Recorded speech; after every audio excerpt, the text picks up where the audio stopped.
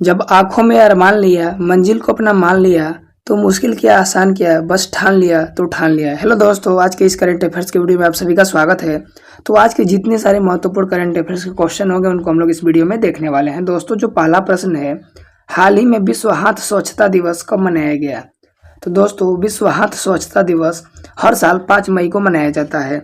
Option दोस्तों वो B right answer होगा 5 मई। ठीक है, और आपको बताते चलूँ दोस्तों, जो विश्व हाथ स्वच्छता दिवस 2025 का जो थीम है वो कौन जीवन बचाता है अपने हाथ साफ करें। कौन जीवन बचाता है अपने हाथ साफ करें, यह थीम है। काफ़ी दोस्तों इंपॉर्टेंट क्वेश्चन है, इसको आप लोग जरूर याद रखिएगा।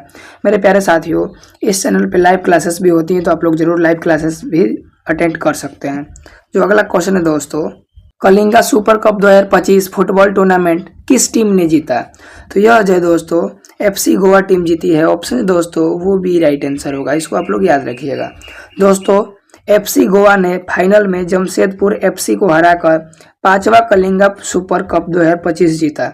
FC गोवा 2 बार कप जीतने वाली एकमात्र टीम है, याद रखिएगा। दोस्तों, जो गोवा है इसकी राजधानी कहाँ है? पणजी है। दोस्तों, कलिंगा सुपर कप 2025 जो है वो FC गोवा ने फाइनल में जमशेदपुर को 3-0 से हराकर खिताब और एशियाई क्वालिफिकेशन हासिल किया है। काफ़ी दोस्तों इंपॉर्टेंट क्वेश्चन है। अगले क्वेश्चन की ओर बढ़ते हैं। जो अगला क्वेश्चन है लाडलो, वह है INA शार्दुल किस देश के अभ्यास के लिए 4 मई से 10 मई के बीच पहुंचा था?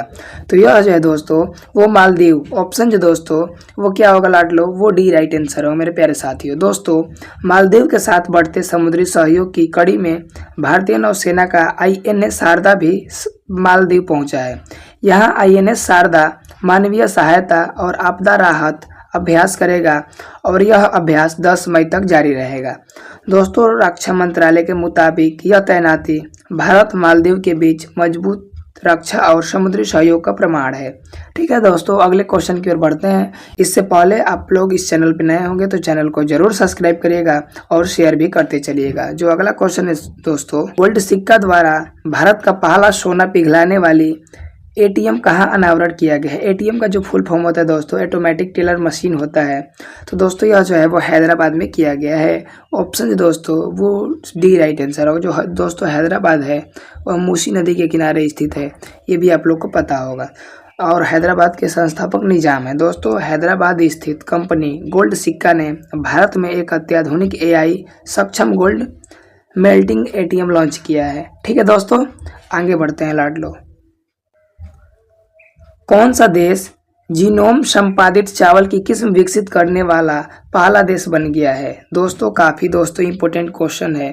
तो यह जो है दोस्तों अपना प्यारा देश भारत बन गया है। ठीक है दोस्तों, केंद्रीय कृषि एवं किसान कल्याण मंत्री शिवराज सिंह चौहान ने घोषणा की है कि भारत जीनोम संपादित चावल की किस्म विकसित करने वाला दुनिया का पहला देश बन गया है। ठीक है दोस्तों, अमेरिकी राष्ट्रपति ने विदेशी फिल्मों पर कितने प्रतिशत टैरिफ की घोषणा की है? तो दोस्तों, अमेरिका के जो राष्ट्रपति हैं डोनाल्ड ट्रंप जी ने विदेशी फिल्मों पर नए टैरिफ की घोषणा की है। अमेरिका के बाहर निर्मित फिल्मों पर 100% टैरिफ लगाया जाएगा। ऑप्शन जो दोस्तों वो सी राइट आंसर होगा 100%। ठीक है, आगे बढ़ते हैं दोस्तों। अगला क्वेश्चन है, खेलो इंडिया यूथ गेम्स के 7वें संस्करण का उद्घाटन किसने किया? तो दोस्तों प्रधानमंत्री नरेंद्र मोदी जी किए हैं।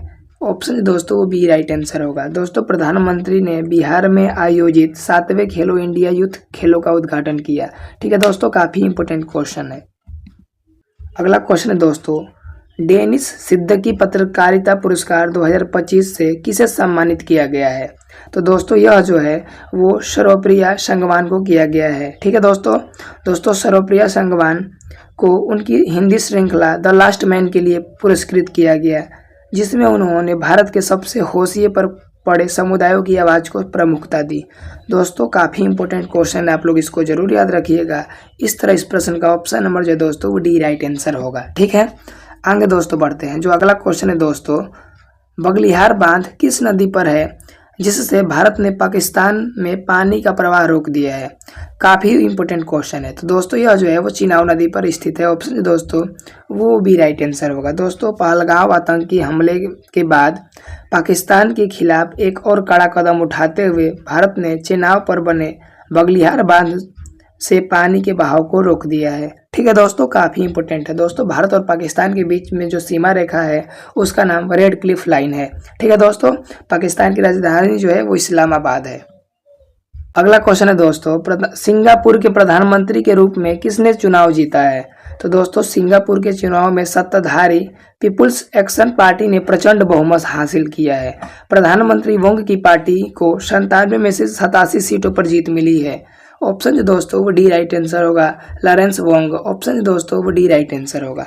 दोस्तों, पीएसी यानी पीपुल्स एक्शन पार्टी देश में आज़ादी के बाद से ही शासन कर रही है। ठीक है दोस्तों, और शनिवार को सिंगापुर में हुए आम चुनावों में प्रधानमंत्री लॉरेंस वोंग की पीपुल्स एक्शन पार्टी ने शानदार जीत हासिल की है।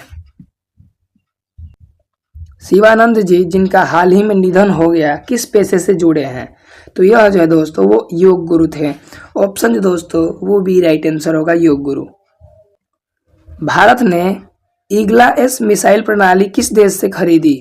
तो यह जो है दोस्तों रूस से खरीदा है भारत। दोस्तों, जो रूस है क्षेत्रफल के अकॉर्डिंग सबसे बड़ा देश है। किस देश के राष्ट्रपति ने 15 घंटे की प्रेस कॉन्फ्रेंस करके विश्व रिकॉर्ड बनाया है? दोस्तों, बहुत ही इंपॉर्टेंट क्वेश्चन है। तो मुइजुद्दीन बनाए हैं दोस्तों, और ये मालदीव के राष्ट्रपति हैं। ऑप्शन दोस्तों वो भी राइट आंसर होगा। ठीक है, इंपॉर्टेंट क्वेश्चन है। मालदीव जो है काफ़ी इंपॉर्टेंट है। अगला क्वेश्चन और आज का लास्ट प्रश्न जो आपके चेहरे पे मुस्कान लाएगा, ऑस्ट्रेलिया के प्रधानमंत्री के रूप में दूसरा कार्यकाल किसने जीता? तो यह जो है दोस्तों वो एंथनी अल्बानीज जीते हैं। ऑप्शन जो दोस्तों वो सी राइट आंसर होगा। ठीक है दोस्तों, तो दोस्तों ये थे आज की वीडियो कैसा लगा जरूर कमेंट बॉक्स में बताइएगा, और इस वीडियो को शेयर जरूर करिएगा। थैंक्स फॉर वॉचिंग, जय हिंद। हेलो दोस्तों, स्वागत है आप सभी का इस हमारे YouTube channel Om Prakash study centre पर। साथियों, मैं ओम प्रकाश, और इस वीडियो में हम लोग दोस्तों इंडियन पॉलिटी के इंपोर्टेंट जो टॉपिक है राज्य के नीति निर्देशक तत्व यानी DPSP को देखने वाले हैं। ठीक है दोस्तों, directive principle of state policy. दोस्तों, इससे क्वेश्चन बहुत सारे बनते हैं एग्जाम में, तो आप लोग इसको कंप्लीट देखिएगा। और दोस्तों लास्ट में MCQ मल्टीपल चॉइस क्वेश्चन है, तो उनको भी आप लोग अपना स्कोर कमेंट बॉक्स में बताइएगा। दोस्तों, इसमें देखिए दिया है कि जो राज्य के नीति निर्देशक तत्व हैं, तो भाग 4 में जो है दोस्तों वो राज्य के नीति निर्देशक तत्वों का क्या है, वर्णन है। ठीक है, अच्छा अगला और आप लोग समझिए मेरे प्यारे साथियों कि जो राज्य के नीति निर्देशक तत्व हैं DPSP, वो अगर आर्टिकल पूछा जाए कि किस अनुच्छेद के बीच में है, तो अनुच्छेद 36 से लेके और अनुच्छेद 51 तक के बीच में है। ठीक है, और एक इम्पोर्टेंट बात आप लोग याद रखिए मेरे प्यारे साथियों कि जो राज्य के नीति निर्देशक सिद्धांत है, इसे कहाँ से लिया गया है मेरे प्यारे दोस्तों? तो आयरलैंड के संविधान से लिया गया है। कहाँ से? आयरलैंड, आयरिश के संविधान से लिया गया है। और दोस्तों जो राज्य का नीति निर्देशक तत्व है, इसका मुख्य उद्देश्य क्या है? तो दोस्तों कल्याणकारी राज्य की स्थापना करना। अच्छा, एक और बात याद रखिए कि जो राज्य के नीति निर्देशक सिद्धांत होते हैं मेरे प्यारे साथियों, वो राज्य के ऊपर डिपेंड करता है। ठीक है, कि अपने राज्य में लागू करेगा या नहीं करेगा। इसको लेकर हम लोग सुप्रीम कोर्ट में नहीं जा सकते हैं। ठीक है, और देखिए दिया है कि लोक कल्याणकारी राज्य की स्थापना करना, इसका मुख्य उद्देश्य हो गया। दूसरा है राज्य में सामाजिक और आर्थिक लोकतंत्र की स्थापना करना। ठीक है दोस्तों, अगला आप लोग देखिए मेरे प्यारे साथियों। सबसे पहले मेरे प्यारे साथियों मौलिक अधिकार और जो है सबसे पहले साथियों मौलिक अधिकार और राज्य के नीति निर्देशक तत्वों में अंतर हम लोग देख लेते हैं। पहला देखिए जो है दोस्तों मौलिक अधिकार, ये यूनाइटेड स्टेट ऑफ अमेरिका यानी अमेरिका के संविधान से लिया गया है इसे। और वहीं जो राज्य के नीति निर्देशक तत्व हैं DPSP, इन्हें आयरलैंड के संविधान से लिया गया है। ठीक है, जो मौलिक अधिकार है मेरे प्यारे दोस्तों, इसका संविधान के भाग 3 में वर्णन किया गया है। वहीं जो राज्य के नीति निर्देशक तत्व हैं, संविधान के भाग 4 में इनका जो है वर्णन किया गया है। और देखिए जो मौलिक अधिकार है दोस्तों, यह व्यक्ति के अधिकार के लिए है। ठीक है, लेकिन वहीं राज्य के नीति निर्देशक तत्व है जो है दोस्तों, यह समाज की भलाई के लिए है। ठीक है, और राज्य सरकार के ऊपर डिपेंड है। और मौलिक अधिकार में अगला देखिए टॉपिक दिया है कि यह अधिकार नागरिकों को स्वतः ही प्राप्त हो जाता है। ठीक है, जैसे सड़क सुरक्षा का पालन करना, या जो है सरकारी जो वस्तुएं हैं या सार्वजनिक वस्तुएं हैं उनका क्या करना, सुरक्षा प्रदान करना। ठीक है, लेकिन जो राज्य के नीति निर्देशक सिद्धांत है, यह राज्य सरकार के द्वारा लागू करने के बाद ही नागरिक को प्राप्त होता है। ठीक है, अगर राज्य सरकार जिनको दे दे उनके पास राज्य के जो है नीति निर्देशक तत्व हो जाएंगे। अगला मौलिक अधिकार में दिया है, इसे लागू कराने के लिए सर्वोच्च न्यायालय की शरण ले सकते हैं। ठीक है, मतलब सुप्रीम कोर्ट जा सकते हैं। लेकिन वहीं अगर हम लोग राज्य के निर्देशक तत्व के बारे में बात करी जाए, DPSP के बारे में मेरे प्यारे साथियों, तो इसे लागू कराने के लिए न्यायालय नहीं जाया जा सकता है। ठीक है, तो ये था। आगे देखिए आगे साथियों महत्वपूर्ण आर्टिकल दिए गए हैं जिससे एग्जाम में बार बार क्वेश्चन बनता है। जस्ट मैं भी ऊपर ही बताया हूँ कि जो राज्य के नीति निर्देशक तत्व हैं डीपीएसपी, ये जो है आर्टिकल 36 से लेकर और आर्टिकल 51 तक के बीच में है। ठीक है दोस्तों, जो भी इंपॉर्टेंट इसमें होंगे आर्टिकल उनको मैं आपको बताते चलूंगा। आर्टिकल जो 36 है जो है दोस्तों, इसमें राज्य को परिभाषित करता है। ठीक है, राज्य को परिभाषित कौन करता है दोस्तों? आर्टिकल 36। ठीक है, अगला देखिए जो आर्टिकल 37 है जो है दोस्तों, इसके अनुसार डीपीएसपी किसी भी न्यायालय द्वारा निष्पादन योग्य नहीं होगा। ठीक है, जस्ट अभी हम लोग ऊपर ही देखे हैं। और आर्टिकल 38 जो है यह बताता है कि राज्य लोगों के कल्याण को बढ़ावा देने के लिए एक सामाजिक व्यवस्था सुनिश्चित करेगा। ठीक है, अगला है मेरे प्यारे साथियों आर्टिकल 38। यह जो है पुरुषों और स्त्रियों के लिए समान कार्य के लिए समान वेतन का प्रावधान करता है। दोस्तों यह इंपॉर्टेंट है। ठीक है, इसको आप लोग जरूर याद रखिएगा। ठीक है, और जो है अनुच्छेद 40 में है ग्राम पंचायतों का संगठन दिया है। ठीक है, ग्राम पंचायतों का संगठन अनुच्छेद 40 में है। ठीक है, और अनुच्छेद 40 जो है 48 जो है वो कृषि एवं पशुपालन का संगठन है। ये भी जो है दोस्तों इंपॉर्टेंट क्वेश्चन है। ठीक है, और अगला देखिए तो और भी इंपॉर्टेंट है कि अनुच्छेद 48 का जो है यह किससे संबंधित है मेरे प्यारे साथियों? तो यह जो है मेरे प्यारे साथियों यह पर्यावरण संरक्षण और जो है वन जीवों की रक्षा से संबंधित है। यह काफी इंपॉर्टेंट है। ठीक है, और मैं आपको बता दूं कि जो पर्यावरण दिवस है कब मनाया जाता है मेरे प्यारे साथियों? तो 5 जून को मनाया जाता है। ठीक है, अगला हम लोग आर्टिकल देखते हैं। अगला है मेरे प्यारे साथियों आर्टिकल जो है 51। तो यह जो है दोस्तों अंतर्राष्ट्रीय शांति और सुरक्षा की अभिवृद्धि को प्रदान करता है। तो ये अंतर्राष्ट्रीय शांति और सुरक्षा को प्रदान करते हैं। ठीक है, हम लोग अभी आगे मल्टीपल चॉइस क्वेश्चन देखने वाले हैं, तो आप लोग कंप्लीट वीडियो को देखिएगा। और दोस्तों नोट में आप देख लीजिए कि राज्य के नीति निर्देशक तत्व एक ऐसा चेक है जो बैंकों की सुविधा अनुसार अदा की जाएगी। यह कथन केटी शाह का है। ठीक है, याद रखिएगा। इनका कहने का तात्पर्य जो है दोस्तों कि जो राज्य के नीति निर्देशक तत्व हैं वो राज्य के ऊपर डिपेंड है। जिनको जैसे बैंक चाहे उन्हीं को जो है क्या करेगा, पैसा दे सकता है, अदा कर सकता है। जिसको नहीं चाहेगा नहीं दे पाएगा। ठीक है, तो अब हम लोग जो है मल्टीपल चॉइस क्वेश्चन की ओर बढ़ते हैं। तो पहला क्वेश्चन है राज्य के नीति निर्देशक तत्व कहाँ से लिए गए हैं? तो जस्ट में हम लोग ऊपर देखे हैं जो दोस्तों कि भारतीय संविधान के राज्य के नीति निर्देशक तत्व हैं जो डीपीएसपी, यह जो है आयरलैंड के संविधान से लिए गए हैं। ऑप्शन जो दोस्तों वो क्या होगा?